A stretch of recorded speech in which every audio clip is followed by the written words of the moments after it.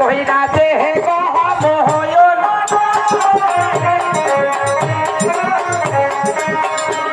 আরে ব্রাহ্মণ গুরুর কাছে যাইয়া দিল দাদো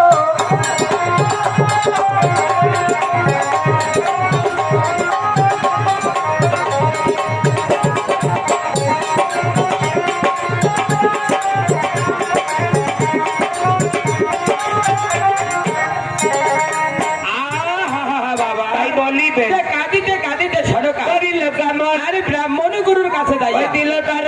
ব্রাহ্মণ গুরু বলে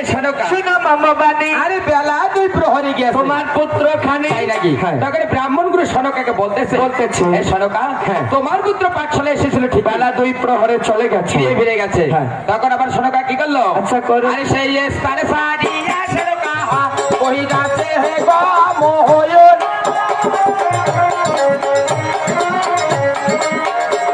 আরে সেই স্থানে সারিয়া সনকা ওই গাছে হে গো মোহয়ন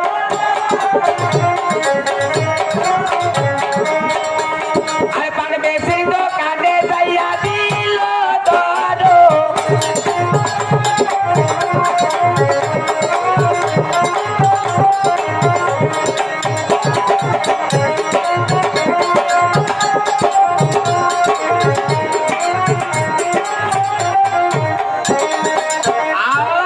বাবা দোয়ারি বেটাই বলি সেই স্থানে সারিয়া সড়কা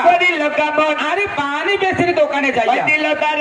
পানি বেশি বলে সনকা শুনো মাম্মাবানি আর এসেছিল তোমার পুত্র গেল এখনি তখন পান বেশি সনকাকে বলতেছে এই সনকা তোমার পুত্র এসেছিল ঠিকই এখন এই পান খেয়ে চলে গেল তখন দিকে সনকা সমস্ত স্থান পরিত্যাগ করে আপন গৃহে পদার্পণ করলো আর এদিকে কিন্তু নেতা পদ্মায় যুক্তি হচ্ছে সে নেতা বলে পদ্মা শোনো হে উত্তর আরে কামে শোনা বলে তুমি আরে হে শরৎ কামে শোনার শোনে তুমি পদ্মাবতী আরে কামে শোনা হোক তখন কৌশল্যা মূরতি তাই নাকি যে লকিনকে দেখাবে স্বপ্ন ঘরে আরে প্রভাত যাবে লকিন সরোবরে বাবা যে মামি আর ভাগিনার হবে তার সাথ আরে দেখিয়া মামির রূপ করিবে আলিঙ্গন বাবা তখন দিকে মা মনসা দেবী কামে শোনা কামিনীকে স্মরণ করে কৌশল্যার মূর্তি রূপ ধারণ করে লকিনকে স্বপ্ন দেখাচ্ছে আর এদিকে কৌশল্যা কি করতেছে আচ্ছা করো ও হয় রে ওরে সজ্জা সুখে ওরে সজ্জা সুখে কৌশল্যা রামা শুয়া নিদ্রা যায়